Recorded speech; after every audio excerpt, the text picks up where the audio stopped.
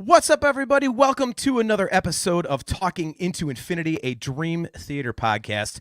I am your host, John. Brian is on vacation tonight. He's actually gigging. He's doing his dueling piano thing, so he's out making money. But I figured while he's gone, I'm going to have a good time. So I have an awesome guest tonight who will be joining us in just a second. Dream Theater fans will know him as the guy who novelized The Astonishing, their kick-ass concept record from 2016. Mr. Peter Orullian. He also novelized Jordan Rudess's solo record, Wired for Madness. He novelized the title track, that huge, epic 30-minute masterpiece, and he is also an acclaimed author. He has written the Vault of Heaven series, The Unremembered, Trial of Intentions, a huge batch of short stories, many of which are set in the Vault of Heaven universe. So without further ado, let's bring him on. Peter, what's going on? Thanks for joining the show, man. I appreciate it. I'm glad to be here. Anytime to talk about Dream Theater is a good time. Right? So, I'm just going to jump right into it and, getting some background here. So if I read this correctly, you're one of the real hardcore fans. You have been with the band, like you were a fan ever since when Dream and Day Unite. Am I right in saying that? I was. Yeah, I mean, I didn't have that record the day it released, but I came into that record as it was kind of underground with prog fans. I had the same experience I think a lot of people have when James joined the band. Their writing matured, and I went from casual fan to kind of fanatic. So how did you find the band back then? Because obviously, the first record was on Mechanic and it was not widely released. So how did you discover it? I was in a band at the time, and we were probably the only sort of prog metal type of band in town. And so, there were other fans of the genre, and we would just pass things around. We'd get them on cassette, weird bootlegs, demo things. And I don't even remember who handed it to me. We were more of a Queensryche style band, but it was all kind of in the family. And even then, like all of us were kind of in awe of the technical facility.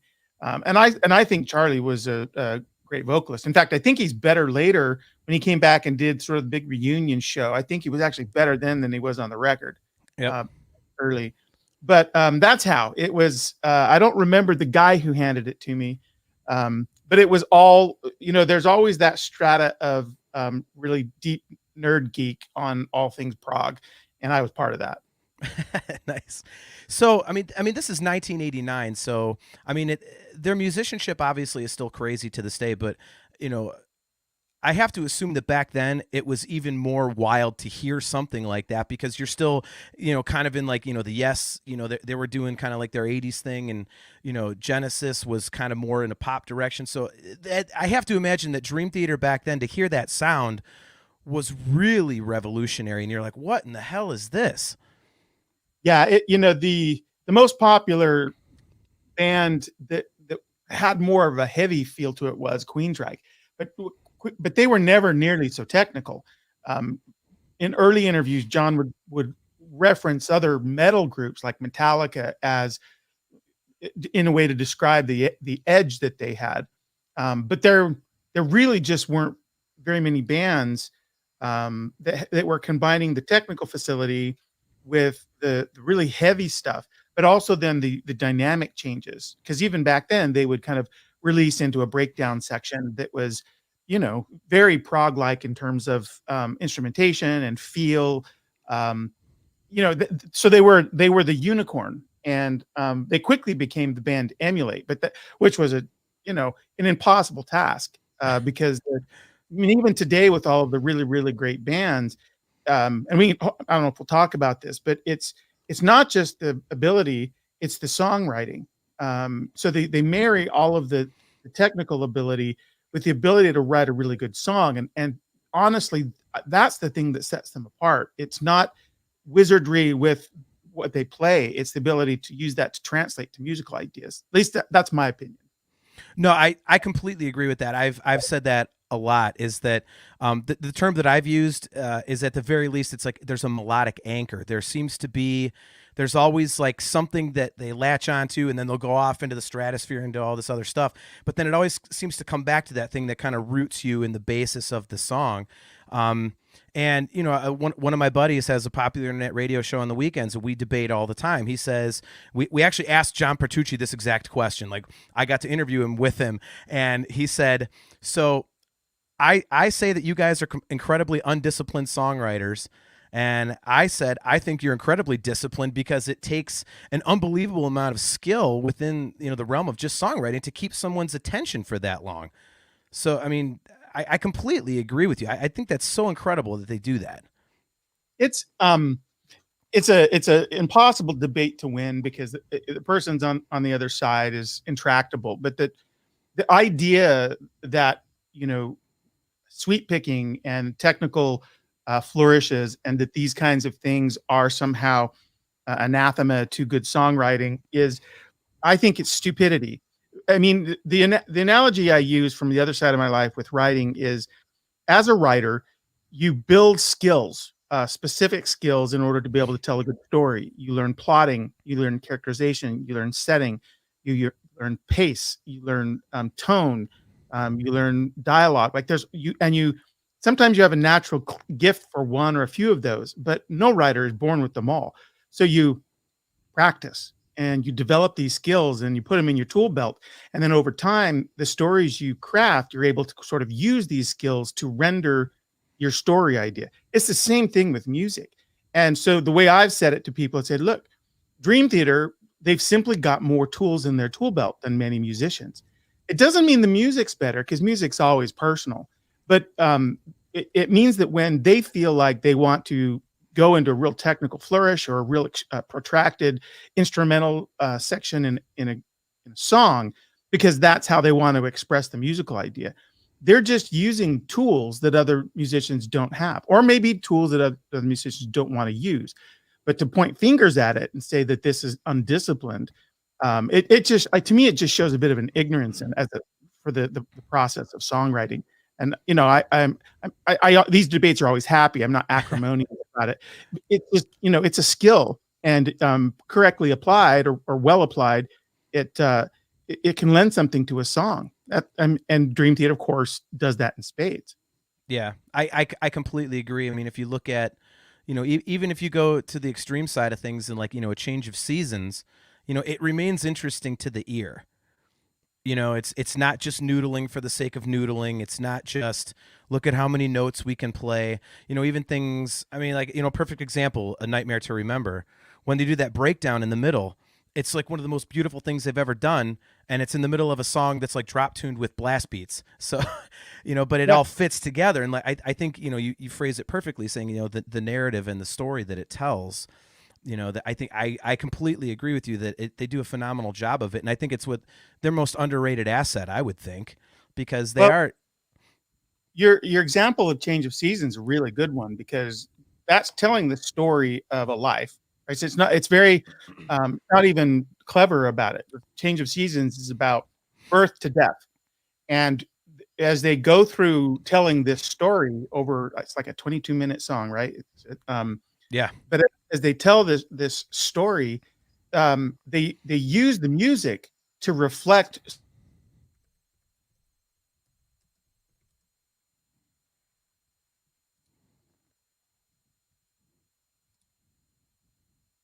Oh, you muted yourself there, man. Uh-oh.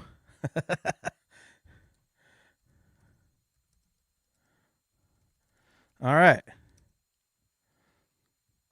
Let's see. There we go. All right. It says your mic is not connected. Right in the middle of an awesome point about Change of Seasons. Look at that. Somebody who's not a fan of that song must have hacked your feed. Like, I'm not listening to that. Let's get back. Are we back? There you go. There you go. You're back. Okay. I have no idea how I did that. Anyway, the point I was is there's the points. There's parts in that song, Change of Seasons, that are really intimate and bare. There's parts where, because of the story they're telling, they're very aggressive and bombastic and expressing a certain kind of angst. I think that's a fantastic example of how they use the songwriting in order to tell story. And, a lesser musician would not have all of the skills in certain parts to express the bombast because they just they haven't spent time on the craft in order to do it. Now they might find another way, and that's legit.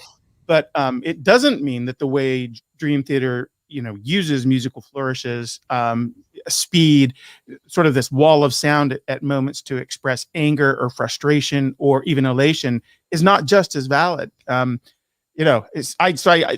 had that argument so many times. It's but you never win. It's just differing opinions. Yeah. I don't know. It was interesting because when we asked John that question, he actually came to the end of it and said, "You're both right." He didn't get either side, and I was kind of bummed out. I was like, "Come on, you got to get my back here, John." Like I finally got the guy himself. Yeah.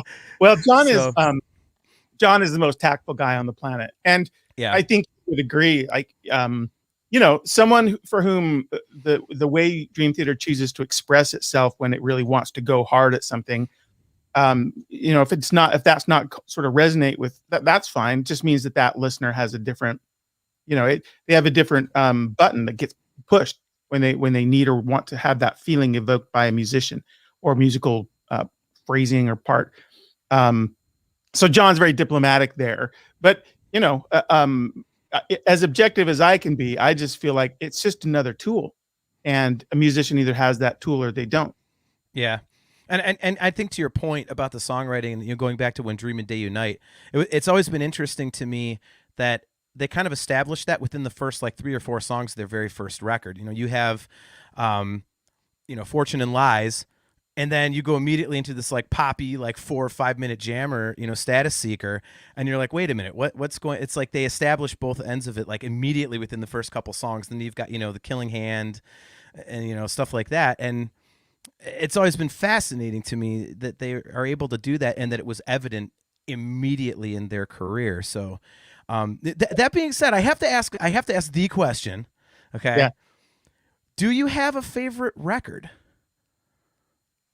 Oh, that's really, really hard. I don't, because I love them for different reasons. I love Images and Words because it's really where my love for the band got crystallized, as an influence. Like my quick story there is I remember the day that record released, went and got it on CD. I drove a black Jeep. I put it in. It's me and all my bandmates. And we all we did was drive listening to the whole record again and again. And it was really bittersweet, because on the one hand, it was like, this is just a phenomenal piece of work. Yeah. And the other side of it for us was, we can't ever do that. This sucks. It was just like, we're like, oh man, why try anymore? Yeah. So there was a beat, so it's bittersweet at first. And then you pick yourself up and you're like, no, that's what you want to climb towards as a musician. At least that's what we did. But then the next record, Awake, is one that I go back to more than I go back to the other records, even things like Scenes from a Memory. Awake for me is it's just such a great album. They were just firing on all pistons. Yeah. And so I love that one a lot. Now, having said that, there isn't a record that I didn't enjoy a lot. Falling into Infinity had a couple of tracks that I didn't listen to as much. But then the other side of that is the great tracks are phenomenal. Mm-hmm. John's probably most spiritual lyrics are, in my view, are from in Lines in the Sand. And yep. I love that track. But then fast forward, to me, they have not ever taken so many chances as they did with The Astonishing, which, yes, John admits was a polarizing record. Because they have a set of fans who really just love the metal-y stuff. And by the way, so does the band. John's he talks about himself in terms of being the guy that brings the heavy chunk. And when Portnoy was in the band, kind of together, that was their signature. And then the counterbalance was some of the other guys that had other influences. And I told John the other day, I got a chance to interview him for my podcast. I've been listening to Distance Over Time more than anything. I mean, I know it's the most recent record, but I haven't really gone back. And to me, it's another example of the diversity in their music. I mean, it's always Dream Theater, but that to me, that record has so many different flavors. So it's a hard question to answer. I mean, if it was a desert island thing and I could only take one, I'd lie and take two. I'd have to take the Astonishing, sure, and then it would probably be either Images and Words or Awake. Awesome. Okay. Yeah, I definitely want to get into the Astonishing for obvious reasons. You wrote the book. So I do have a couple quick, we got a couple questions for you, and then we'll get into the Astonishing, your novelization. So Kale McLeish, our buddy from Australia, he wants to know, so as a writer, do you have a preferred lyricist in Dream Theater? You know, I do and I don't. Each of the guys has a really different lyrical sense, and so I really appreciate each of them for what they do. I think John is really, really underrated as a lyricist, and of course he writes a lot of the lyrics. Whenever Mayung, that was Petrucci. Whenever Mayung Yeah. does something, it's always really sort of special. He doesn't do it very often, but he always has something really zen to say when he writes something. James gets right into the heart with his stuff. Um, um, but you know, if you made me pick, it would be a toss up probably between Petrucci and Kevin Moore. You know, Kevin only did a couple of records with them, but he had a particularly keen sense to use sort of regular language that was really accessible. Yeah. Like 6 o'clock on a Christmas morning, you know, there's a lyric in there that says, "I want to talk about lifelong mistakes, and you can tell your stepfather I said so." And it's just the way that that's delivered. I mean, if he didn't have personal experience to underpin what the feeling of that, then he is just a master observer of the human condition. And in the way that Labrie delivers that. But I could give you examples like that from every guy in the band. So I know I'm sounding like Switzerland, and I don't mean to. But I think they're pretty thoughtful about like which guys approach which songs, because they each have like a lyrical strength, and I don't know if if that's deliberate or not, but I'm always happy to hear one of the guys going at a song lyrically, because I know that it's going to have phrasings and the way that they're going to approach a narrative or an idea, if it's more of an idea song, that is unique to them. So sorry, so that's a little bit of a yes for everybody, but I do wish that I love Jordan Rudess.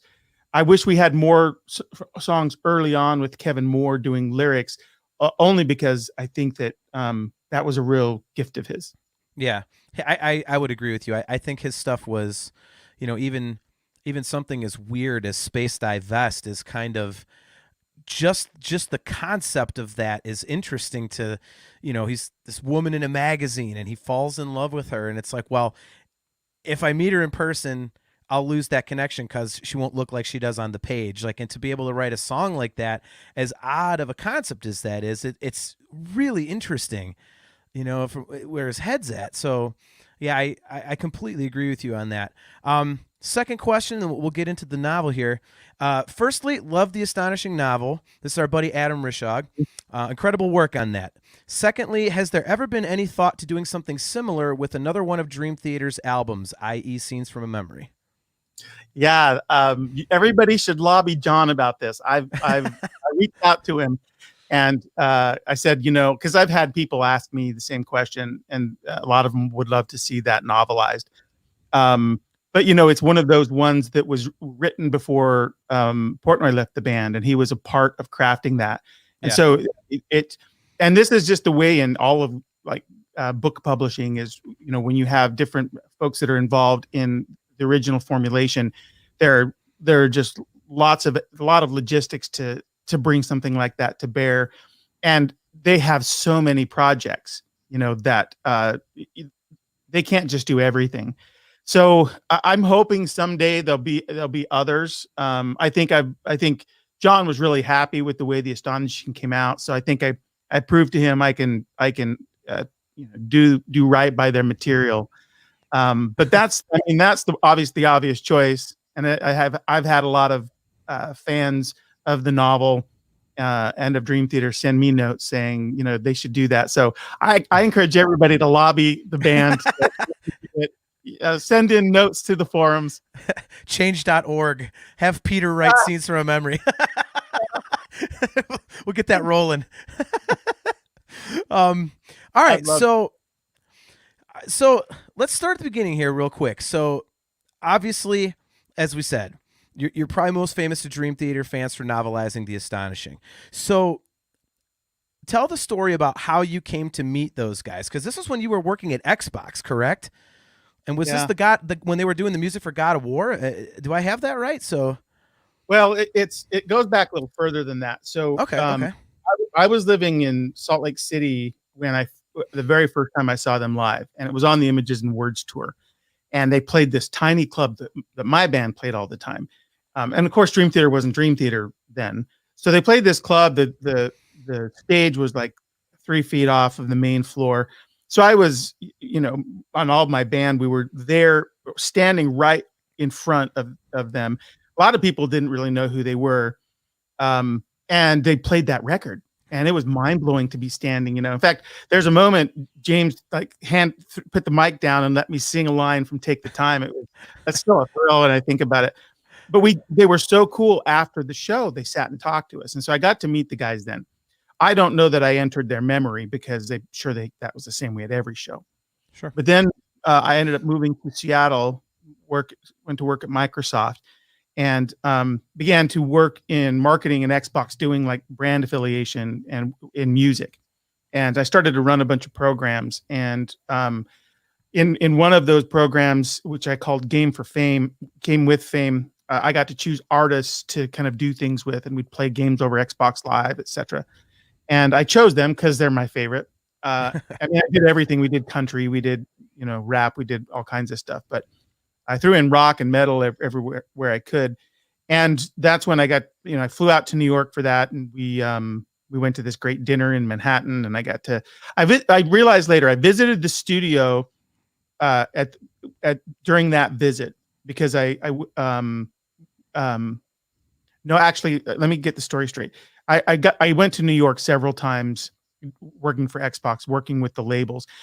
There was a time I was there in Manhattan, and Jordan and I went to Delhi, and then we went over to the studio.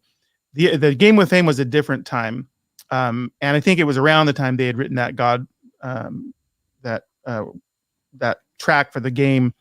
But the point is I was fortunate enough over time through work to get to know them. So then every time they came through town, we would meet up. Sometimes we'd do dinner. Sometimes it was backstage before or after the show.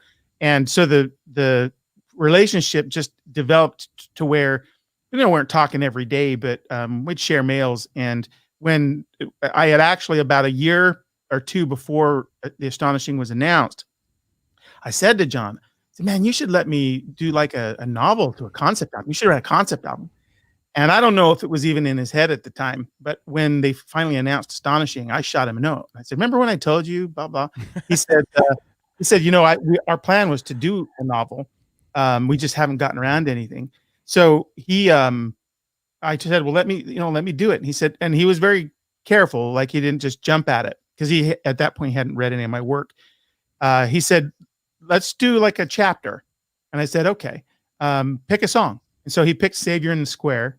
And I went and I wrote a whole scene to that with a whole bunch of extra stuff that isn't in any, because he sent me the cinematics for the show, live show. He sent me all the prepared materials. And then, and I said, do you want me just to be slavish to what you've done, or can I expand this? He said, go crazy.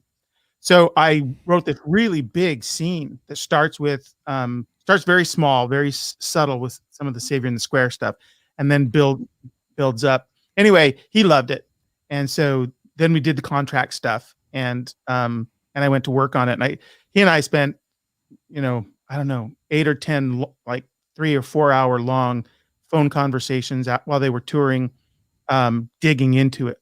And it was that was so much fun getting to spend that much time with John talking about the record, and we would bounce ideas off each other. We would get chills when we'd come up with something really cool that would augment the story he had written. And that's kind of the story of how the Astonishing novel came to be. Oh man, it's like what? So what is it? What was your reaction when you're like, okay, you actually get the okay to write a novel for your favorite band? Like, what is that reaction? I mean, well, in the back of my head the whole time, this this might be too good to be true. Tried to ground myself grounded enough, because I know a lot of writers for whom like getting to do a Star Wars or a Star Trek novel would be the height of, for me, this was it. And it wasn't like this was a sure thing. But I told John, I said, and when I first approached him, I said, look, I've been a touring vocalist. I understand music and narrative really well. I'm a fan. No one's going to care about this project. Like, you could they could have hired all kinds of writers to do it. I said, but you won't find another writer who loves the music as much as I do, who's also like a science fiction fantasy writer. And in my own writing, I had written about music. I had music magic systems. Like almost everything I write is music factors in some way. I said, so there's just so many things that I think make this right. And he agreed with all of that. But then he did want to see me, put it to use. And like I say, he loved that scene. And so once we had the call, I remember I was driving south on I-5 and here in Seattle, and got on a phone call, and he had read it. And he said, I love it. He goes, let's do it. And so I was just on cloud nine. But the better moment was after I went through, and I mean, we did the contract, and then I wrote the novel. And after I'd finished the novel, I sent it to him, and he said, man, I'm so busy. Don't feel offended if I don't get to this right away. I said, I get it. I said, but you need to read it before like we set it to publishing. And he said, agreed. I think it was there was one day, and then the next day, he said, can you jump on Skype? And I said, yeah. So we jump on Skype, and he spent about 2 hours just showering me with praise, because he had said, I honestly had not anticipated this, but I read almost the whole thing in one sitting. So he just sat down and he just loved what I had done. And that was probably my best moment, because I had worked really hard to be faithful to what they did, but to give explanation to things that they couldn't. Like, as an example, there was a lot of criticism for Nefarious. Really, what a silly name. No one would name their kid Nefarious and Faith. I mean, these were really on the nose. Yeah. I knew what John was doing. I knew that like it was shorthand to communicate ideas about the characters, because it's all has to be presented in 2 hours on stage. Yep. So I built logic for all of that, and inside all of that stuff. And he just said, I loved how you put together the world so that it all just kind of made sense. And like, he had this really, really big map they'd created, and the story in the album only takes place in a very small amount in that map. Mm-hmm. So I made it a point to craft the novel to go all over that map. So if you're a nerd and you go in and you look at the map, there's a place called Fort Truth. There's all of these points that only exist on the map until you read the book, and then they become important. Yeah. That's the Great Northern Empire. I noticed that, like, one of the first things I noticed as I was going through the book was, wow, he's going all over the place. This isn't just in that little like section. I thought that was awesome. So how difficult was it to novelize this thing when it wasn't your vision? I mean, John said, go crazy with it and you can expand and everything, but as a creative personality, creativity usually comes from, a clean slate. You can do whatever you want. It's your idea, blah, blah, blah, blah, blah. So how difficult was it to take somebody else's vision and try to make it huge and expansive, and, when it's not your inspiration, your initial inspiration? Part of the answer to that is, because I'm such a big Dream Theater fan, pouring my heart into it wasn't, a problem. But the other thing is I did, there's if you know the story from the record, you kind of know how it's going to end. Like I don't play fast and loose with critical points of the story, and that was me deferring 100% to, what John had crafted. Because if I had tried to end it differently or killed different characters and that kind of stuff, and it would have been.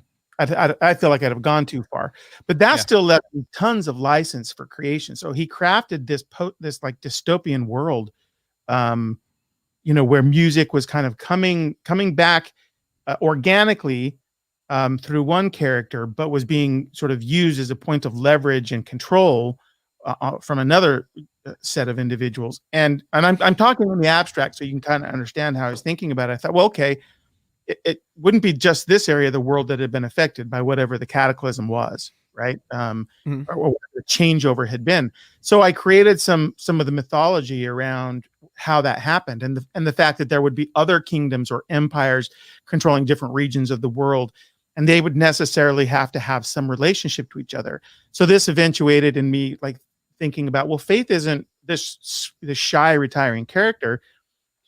She's royalty. So I created of her an ambassador. She actually in the book is a really intelligent, important character. But some people, when they only hear the record, they don't really get that about Faith. She feels more like a Disney character to them. When the whole novel opens, I have an entire huge set of the poor people in the world as John created it, coming up as migrant workers. They've been sent by the empire to go and work, and of course they're taxing this. They're making money off the backs of their labor. So you start to get the sense of a grander world, and then inside that, the actual like geography. There, I have other political characters, and I really go deeper on the resistance and the fighting and the technology. So John had kind of set this canvas. And because he had only had so much time in a record and with lyrics, he couldn't even communicate all the ideas he had written there. But it was a big enough thematic idea that for me to build on top of it, all of the logic, deeper world politics, a lot more about the culture, a lot more about how the music works and how the magic of the music works. They left all of that to me because he hadn't really ideated that. And as a writer, that's a lot of the sort of like fun meat and potatoes stuff that you usually do in world building. And so that was all left for me to invent. And so there was a ton to do and still work within, what John had created. So it was, in some ways, it was a dream job. Like if you were doing something for Lucas, they would give you a story Bible and you would have to adhere to it, right? You can't just kill Han Solo because you want to. Let's not bring up terrible moments in my life. Come on, that's like the worst cinematic moment in my life, man. I have a Star Wars show too, and that was horrible for me. That was just horrible. So sorry to bring up some pain. Oh God, it's like a lightsaber through the chest, man. So yeah, it's interesting.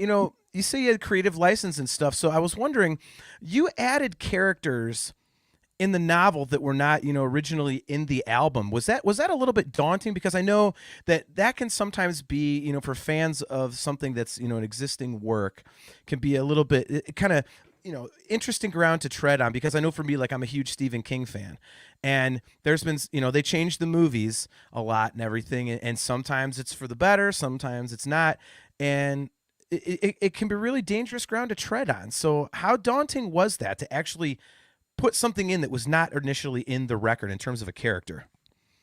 I didn't feel any compunction about it at all because John had given me freedom. And I also knew at the end that I told John, I said, anything you don't like will change. So it's not a big deal.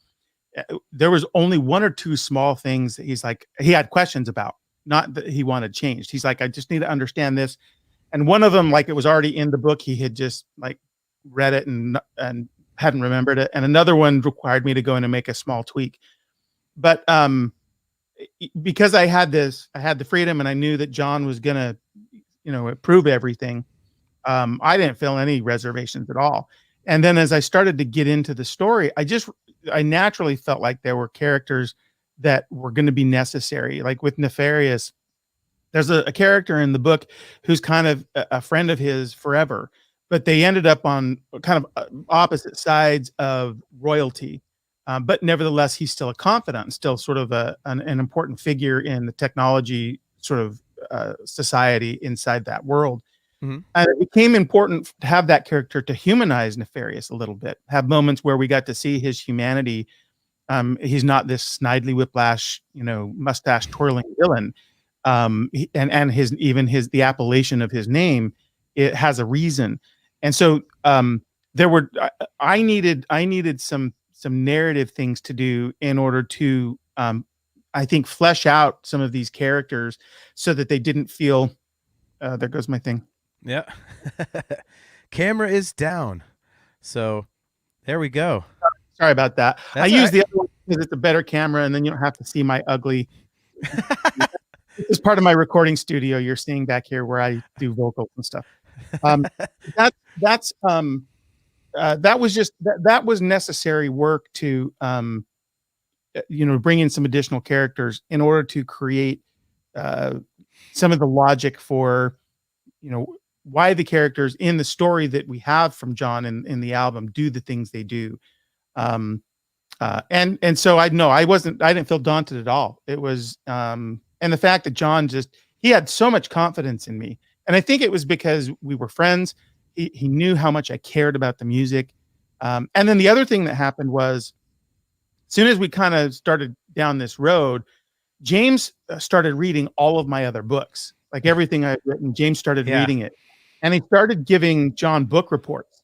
Like, oh, I read Orullian's book, And so one of my geekiest moments is when they played Astonishing here in Seattle.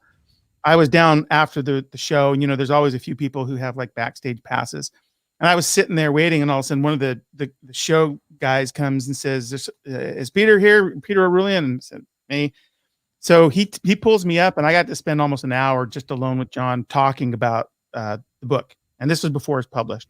Yeah. And while we were, then after a little while, Jordan came in with a couple of press people, and then James came in, and we had a conversation after John and I had spent our time, all of us. And then when that broke up, James came over and sat right next to me in the chair that was occupied by someone else. And he started to ask me questions about characters in my other novels. Yeah. And I just I was floored that he knew the names of these characters in these other books, like not the Astonishing book in my series with Tor. And I was just, and this is like my vocal idol, like not, like the guy I've been loving and working he inspires me to try and be a better vocalist. This is the guy, and he's asking me about my books. That was a pretty sweet moment. Yeah.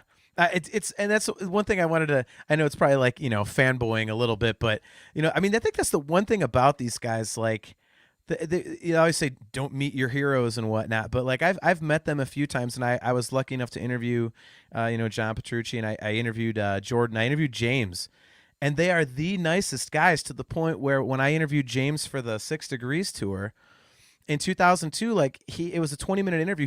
He took 40 minutes off to just give me singing tips, because I said, how do you last for 3 hours, just as part of the interview? And he told me about the Citracal stuff he takes, and about what he has in his cooler and all this other stuff. And then when we get to the show, he had actually put me on the backstage pass list. That's a whole nother story.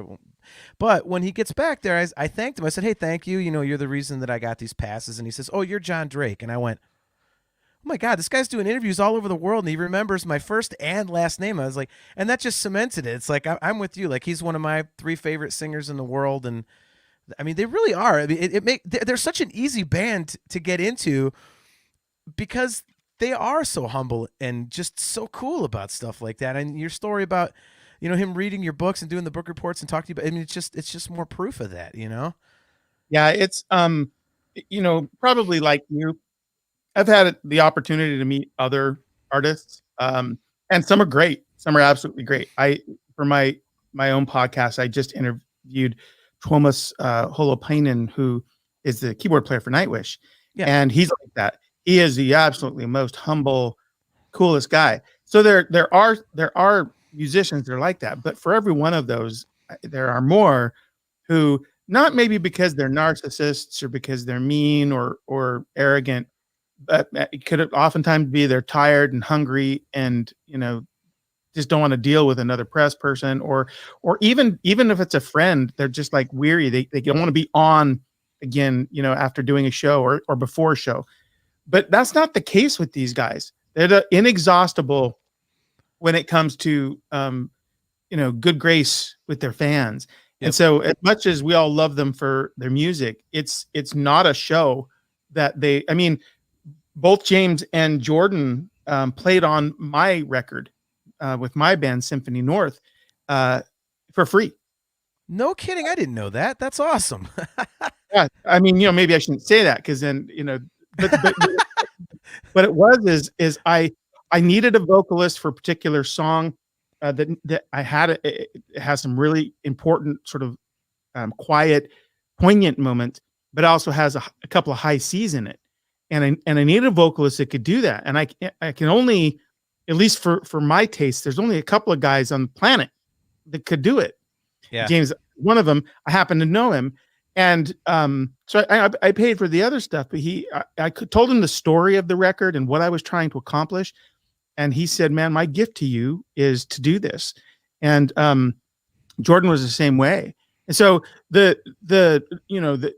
and when and if I start to make money with that, they're going to get as big a checks as I can write to them. But they're it's just an illustration that they're not they are as genuine as the stories that you hear, and they're not just our stories. Other fans say the same, and that just makes them more lovable, because you can admire the person as much as you can the musician. Yep, I agree. My my co-host Brian and I we did the whole meet and greet thing for the Distance Over Time tour. And when you get the picture with them, I asked the guys, I was like, it's not that I don't like the rest of you, but is it cool if I stand next to James instead of the middle? And they were like, yeah. And I figured I would just stand there and be like, cool, throw the horns. And he put his arm around me and everything, and it was just the coolest picture. And then, little stuff like that. And then, to your point, James has the best quote about that. When you said they're inexhaustible and they're, good natured to the fans, like he said in Rich Wilson's, Lifting Shadows, he said, you're doing these meet and greets and you get tired and, it's like the 70th show of your tour and you're just completely burned out. But for the people coming to see you, that's their first show. Like that's the only opportunity. So you have to be on, like you have to, and that outlook is so admirable. Because like you said, like so many musicians, they just be like, well, look, I'm tired, or I got this, and they're not like that. And it's so cool. So I 100% agree. You're spot on there. Yeah. So, all right. So Adam has another question. This is interesting considering the difference in lengths. He says, I heard that you can read the novel along with listening to the CD in some way that they match up with each other. Is this true? It is true. The linear progression of the narrative is the same.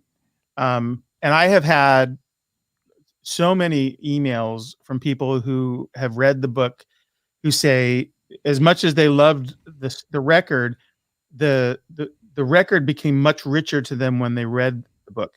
And so then they'd go back and they'd listen to the record again and they'd read the book with it. And they're very symbiotic. And I don't. Well, there's some additional things, of course, in the novel because the novel is much roomier. Mm-hmm. If you can listen to the record and read the book, and you could do them at the same time. Of course, you wouldn't be reading as fast. You wouldn't be. It would take you longer to read the book. Yeah. But if you read the book and you at the moments in the book with the chapters that are expressing moments on the record, if you do that.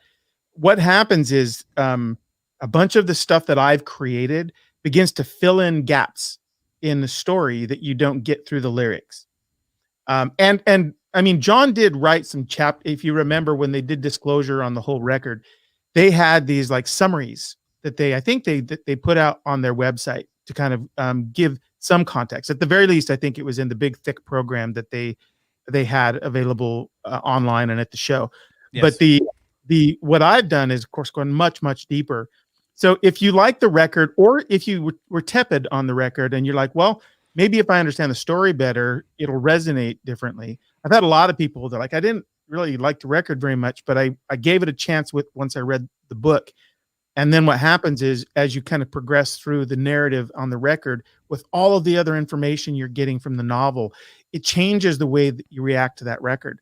I interviewed John just last week for my podcast, and he said something he and I have talked about, which is what he wishes that they'd done with Astonishing is that they'd released the book way before they even toured or released the record.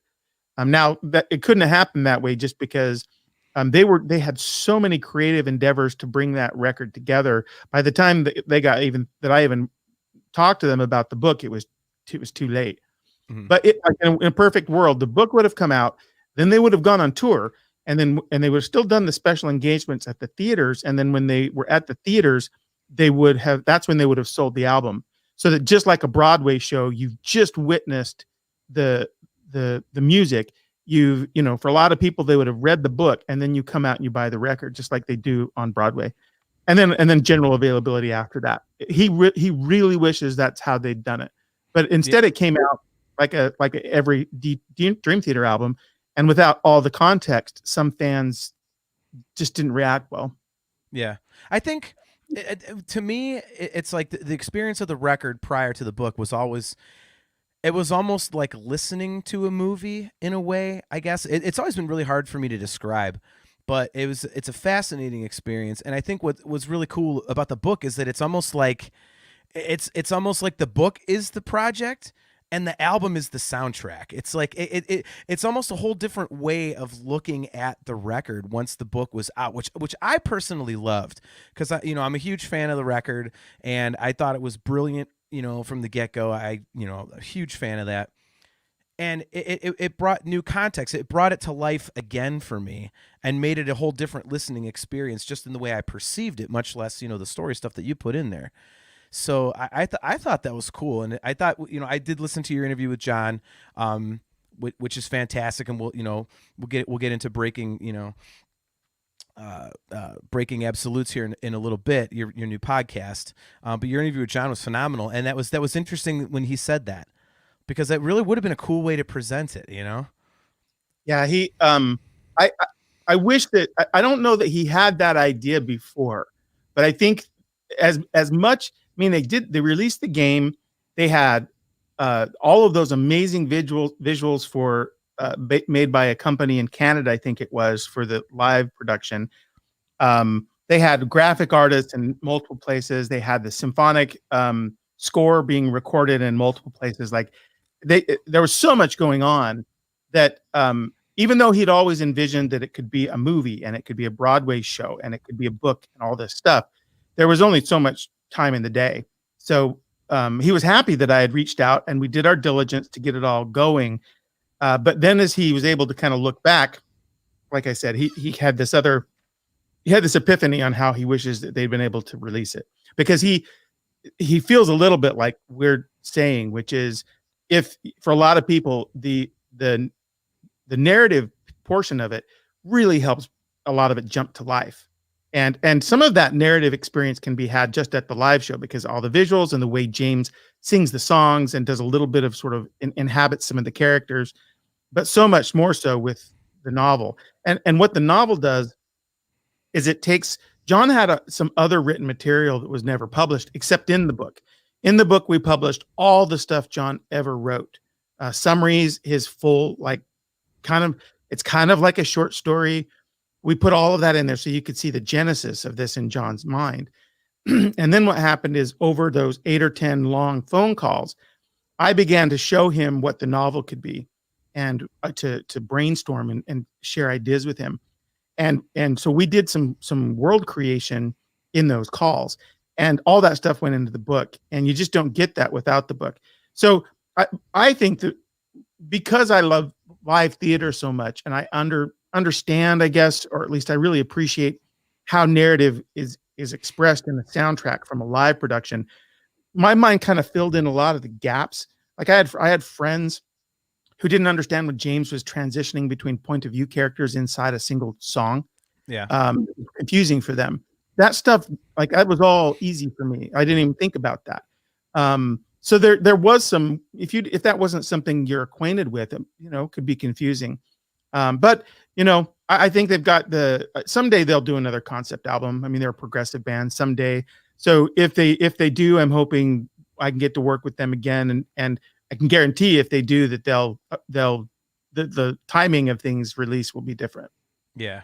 So a quick question on the Astonishing, because you mentioned this a couple times, and I hate having to ask this question because it's so interesting to me, but obviously you and I are enormous fans of this record. I just think the whole undertaking is amazing. I love the story. It's just such a unique experience, especially for the time period that it was released and even conceived. Everybody's attention spans are so much shorter. And Dream Theater, already a progressive metal band with known for these 10-minute long songs, they're like, well, now here's a 2.5 hour long double disc, story thing. Were you surprised? Because I really was.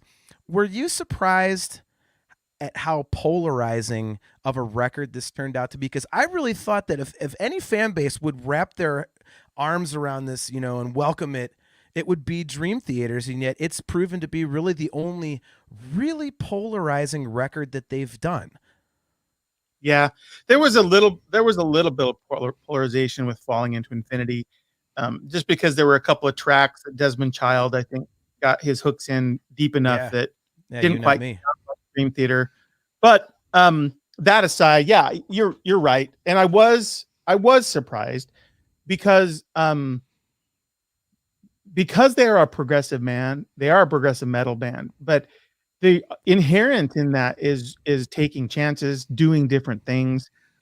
There really shouldn't be anything sonically off limits. Well, this isn't Dream Theater because it's this or this. The fact that they are, to me, by definition, a band who's trying to press against the envelope. I made an assumption, I think, a little bit, that everybody kind of has that same idea about who they are.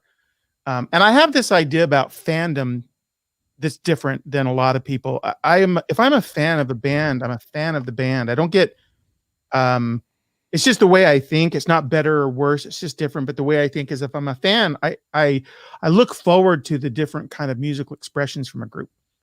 As an analog, I'm a fan of Queensryche. I certainly have records that I like better, but I never stopped listening to Queensryche because everything wasn't Operation Mindcrime or Rage for Order.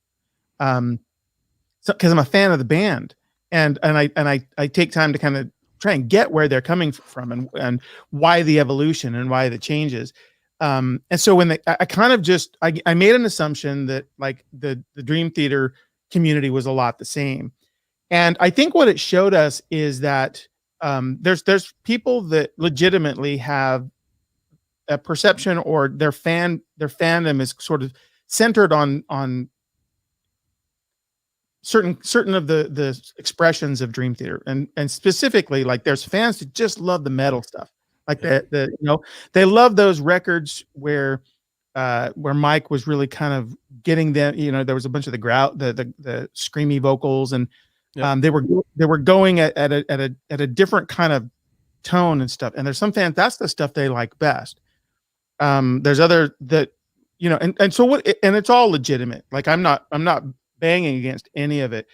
But what Astonishing showed me was that, inside the broader DT community, there's fans that they like different eras of the band quite differently. And that's, if you go onto their Facebook page, you see that all the time.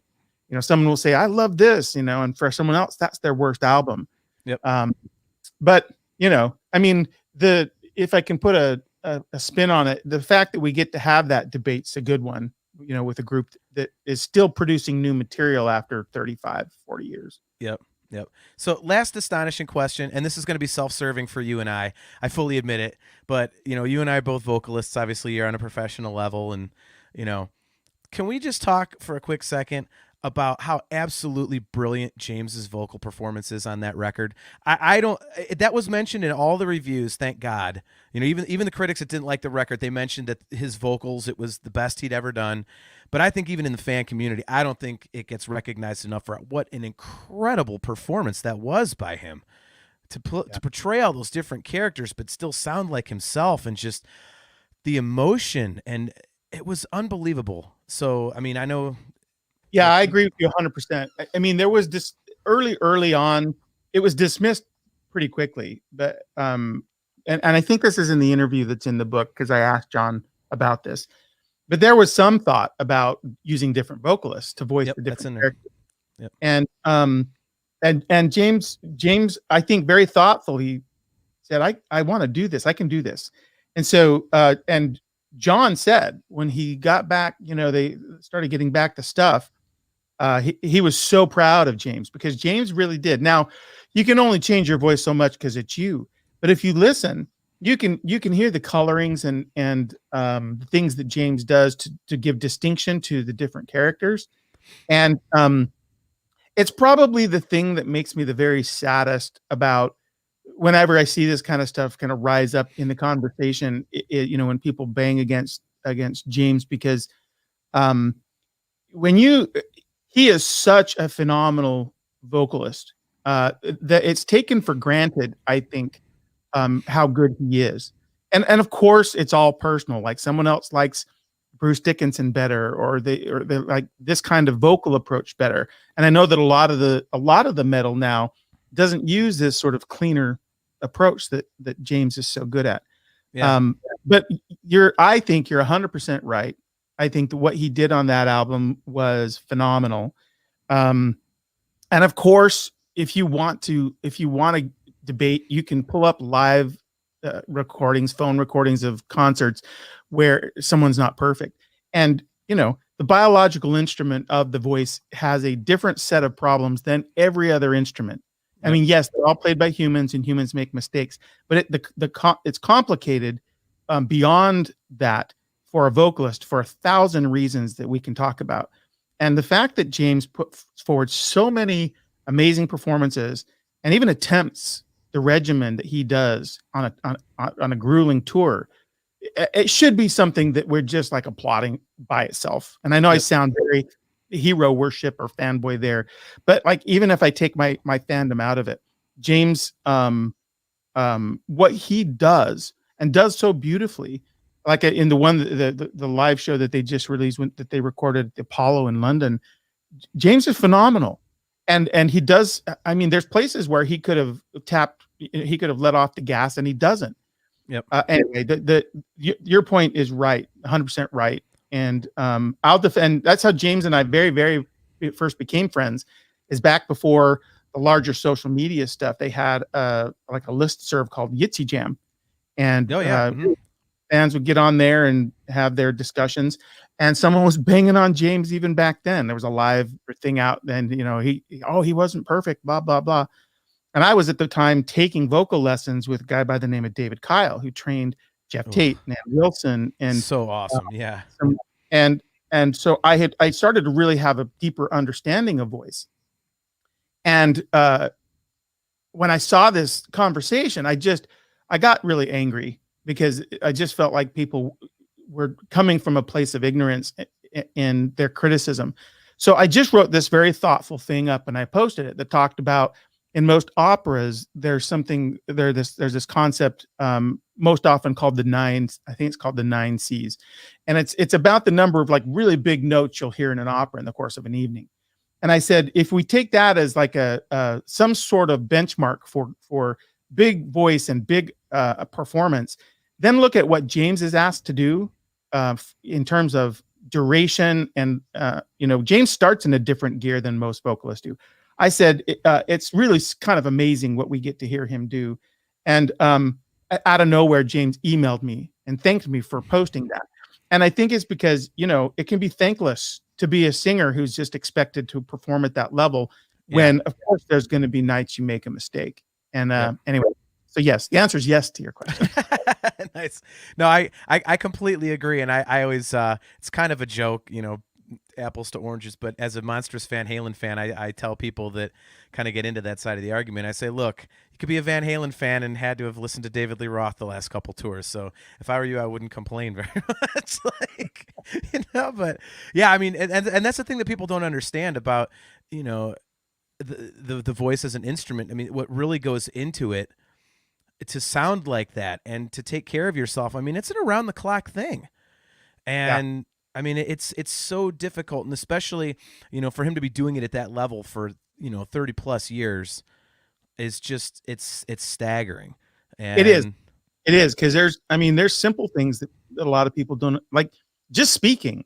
But like the thing you learn when you start to take vocal instruction is speaking is the enemy to the singer. So now think about, being asked to do press yep. and pre-show meet and greets and, um, sound check. Like you're using your voice constantly, and it's a tax. So that by the time he gets to the show, and that's just one element that has nothing to do with physical fitness and diet and sleep, which all of these things are like really important factors that have a bearing on voice in a way different than other instruments. Mm-hmm.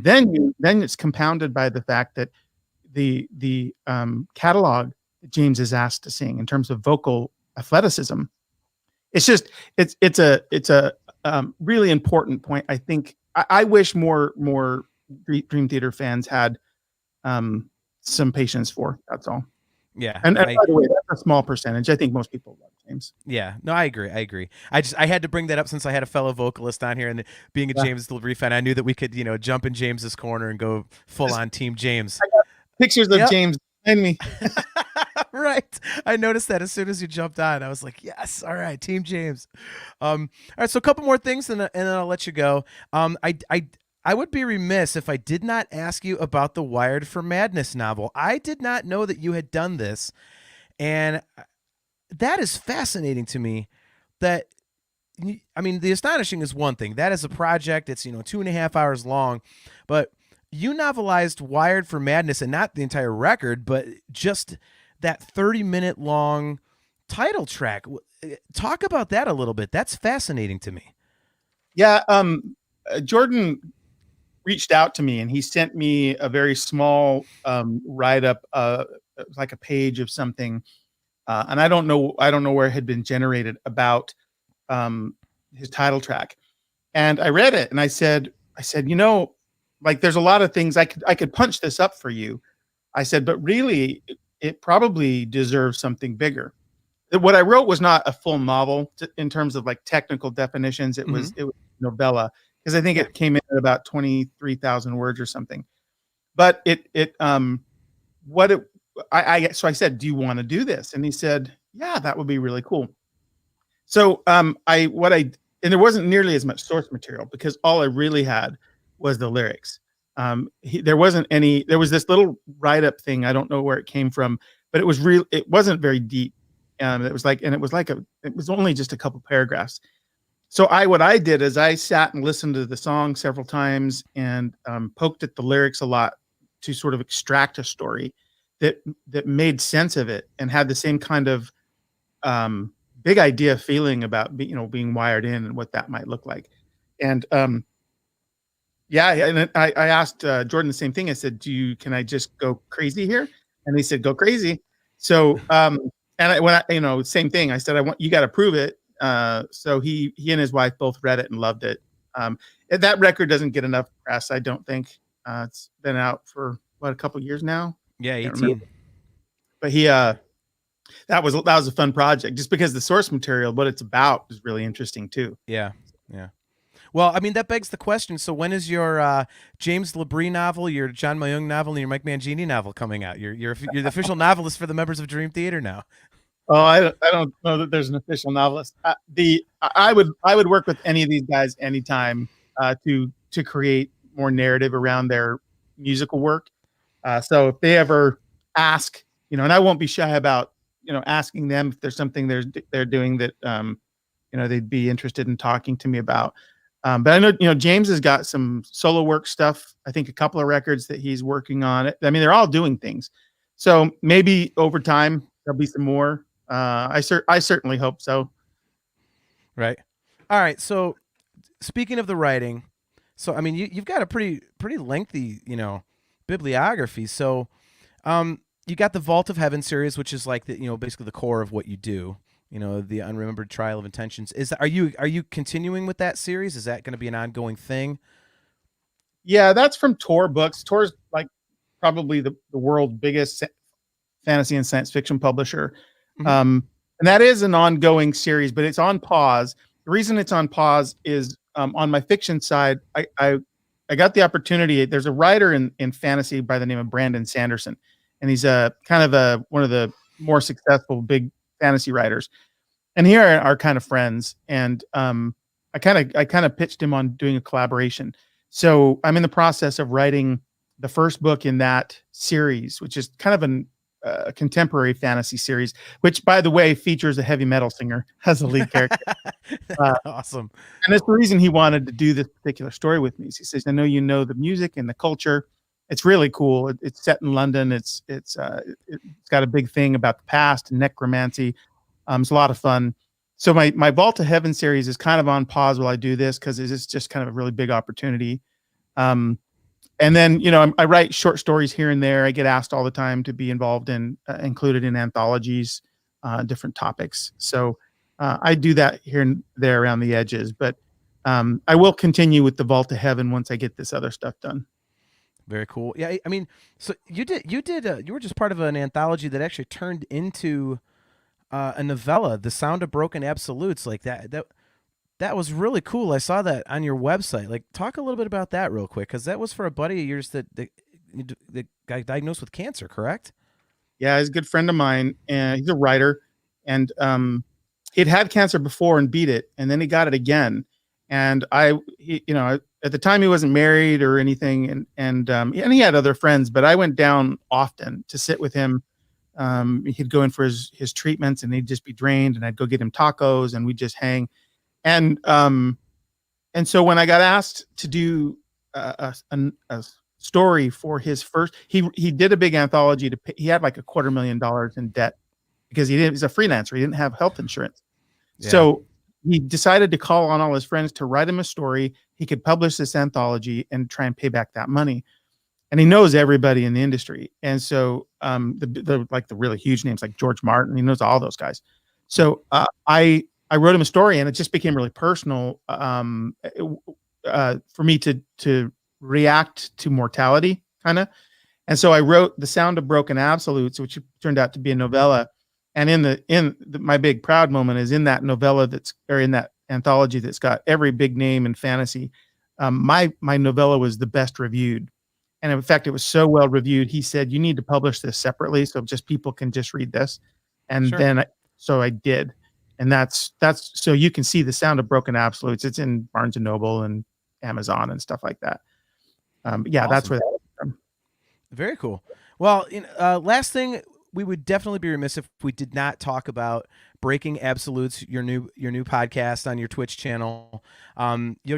Speaking of Dream Theater, you're going to have James coming up on Sunday.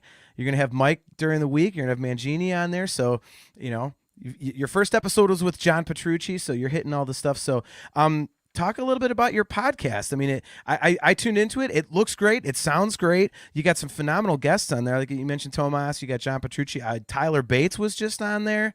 So talk a little bit about the show you just started. Well, I love talking about this stuff, as you may be able to tell, and you. And so I thought, well, how do I had a selfish reason, and that is I have a band called Symphony North that's very much more like Trans-Siberian Orchestra, and wrote a rock album, a rock opera, and we've done a couple of small tours with it, and this is the one that James and Jordan both play on or are both on, and I have some other big names on it too. But I was trying to think of ways that I could start to have conversations about rock and metal in a way that would, allow me to organically sort of share my musical life. And so I thought, well, I really enjoy talking about this. I know a few people that I can use to sort of start and boot it up. And so obviously Breaking Absolutes is a riff on the novella we just talked about. And that's when I reached out to the Dream Theater guys. I reached out to Thomas because I know him. I reached out to Tyler. I've since been put in touch with a few others that I'll be announcing soon. I just got it. In fact, just last night I got a note from Jordan. He says, "Dude, I want to come do your show." So he's actually going to be. So my next 3 podcasts are all Dream Theater guys. Nice. So yeah, I mean, and then of course I'll continue on with others, but it's a way for me to talk about and my ethos on my show is kind of, I feel like rock and metal in particular get kind of pigeonholed, the community and what it's about, and I thought it's just not true. There's a little bit of what's valuable in that music that's, I think, could be valuable to anybody. So that's why Breaking Absolutes. It's the idea of tearing down the stereotypes and talking to creators that are making music that I think, could be loved by anybody. Maybe not every track from every band, but I think it kind of gets short shrift. And I'm biased because I love it, but before I started loving rock and metal, I was listening to new wave music, which I still enjoy, but I kind of eschewed the guitar centric music until I started to hear other bands. So my goal is to expose more people to this kind of music as a way to try and get, broaden the genre. Not broaden the genre, to bring more people to the genre. Yeah, sure. So where can people find the show then? It streams live on Twitch. I have an exclusive deal with Twitch for the live component. So if you want to join the chat so that you can ask questions and stuff, very much like you're doing now, I do it on Twitch. So you can find me at twitch.tv/Peter Orullian. But then once that's done, I federate that to YouTube and all, Apple Podcasts, all the podcast places. So if you want just the audio, but I also put the video on my Facebook page too. So if you want a on-demand version, you can go to my Facebook or my YouTube channel and see all this stuff. Awesome. Well, man, I can't thank you enough for coming on. This was a blast. I was so excited for this. It was even better than I hoped. I got to fanboy out for over an hour. That was excellent. Well, I appreciate you letting me come on to talk Dream Theater. I like you, I can never get enough of it. Right. Now I appreciate it, man. Like I did want to say, like, the Petrucci episode that you did, I really appreciated, you had mentioned Scarred to him and you talked about the emotional impact. And like, I thought it was really interesting because, my friends always laugh at me because whenever I talk to, musicians, I do tend to nerd out in a little bit, I turn to a little kid and whatnot. But, I really loved how you really brought that emotional component into your interview with him, and you told him about, the lyrics of Scarred and how it makes you feel. I just thought that was great. It was so personal, and it really separated it from a quote unquote normal interview. And I thought you did a great job, man. I really, really like your show. I'm not just saying that because you're on it, on my show, and I'm really looking forward to it. So, again, I really do appreciate that. That's, and what you just described there, like, I feel like telling those kinds of stories about how the music, helps you in whatever way that is, can personalize it to somebody who maybe doesn't listen to it and help them see, I think it starts to help people get past the idea of a music as not, not relevant to them. Because, once you start to hear someone's personal stories around it. So I don't know. I hope people dig that. I can only just be me. So that's what my podcast is about. Yeah. I mean, you can tell you're genuine in it, which I think was really cool. So, that's what I appreciated. So anyway, thanks again for jumping on, man. Really appreciate it. Brian will be back in a couple weeks here. He's off doing the whole dueling piano thing, so he's probably making dick jokes somewhere while he's making $300. So, thanks for checking out Talking Into Infinity, a Dream Theater podcast. You can find us pretty much wherever podcasts are available. The replays are available on YouTube. And again, thank you very much for jumping in the chat. It's good to see you, Adam. Good to see you, Kale. We'll hang out again sometime soon. And until next time, for my buddy Brian and for Peter, I am John, and we will see you on the next episode. Thank you very much.